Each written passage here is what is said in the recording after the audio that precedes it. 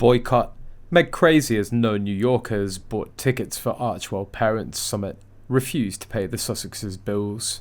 Meghan Markle and Prince Harry will return to New York City in mid-October for Archewell's Mental Health Summit, the first ever in-person event for the foundation. They'll be in the Big Apple on October the 10th for the event, 5 months after their near-catastrophic car chase through the city. The Archewell Foundation's Parents Summit is aimed at helping families navigate children's mental health and wellness in the digital age, People reports. The event has specifically encouraged parents' attendance who've experienced a loss due to or connected to their child's social media use. The families have been engaged with the Archewell Foundation for the past year, bolstering community and driving towards solutions, a spokesperson for the Duke and Duchess of Sussex told People. Together, they're united in their mission to share personal experiences, data and research to ensure the same doesn't happen to other families, they said.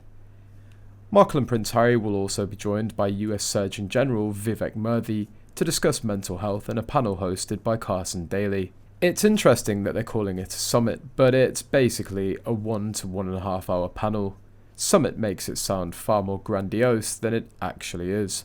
Also, a couple of interesting things in the PR article. First ever in-person event for Archewell that's been around since 2020, 3 years, and they're just now doing an event. The second interesting line, Project Healthy Minds is longtime partner of Meghan and Harry's Archewell Foundation. Longtime partners, meanwhile, this is only the second year for this event and the first time Archewell has been part of it. Definitely a puff piece written by Meghan herself. Although it's still a week before Meghan and Harry arrive in New York, they've received negative reactions from residents here after yesterday's announcement. This is probably an effect from the fake high-speed car chase. The locals wondered why Meghan and Harry chose New York's scene of near-catastrophic car chases. Don't they ever learn? Meghan must be enjoying this attention, which is completely disgusting. The Harkles are causing people mental illness. When will they stop? Those two are not exactly the pinnacle of mental health. A source reported that Archewell has failed to sell tickets for the event when New York parents boycotted them. The source said that money collected from selling tickets will cover Meghan's expenses, including security, food and speaker fees, etc. Their own kids aren't even old enough to know what social media is, let alone use it. Who attends anything on a Tuesday? Parents are working and kids are in school. Where's this being held in New York City? A high school auditorium?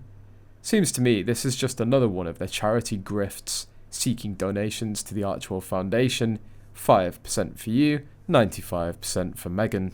Furthermore, why will they hold the event here when not long ago they were accused of forcing students in New York to sign NDAs? Also, I read a Forbes article yesterday that mentioned the major events going on for World Mental Health Day. Project Healthy Minds is hosting its second annual World Mental Health Day festival. Looks like Harry and his wife are piggybacking on this event. Forbes mentions Carson Daly, Anderson Cooper, Obama's former advisor David Axelrod, and the Indianapolis Colts owner as speakers.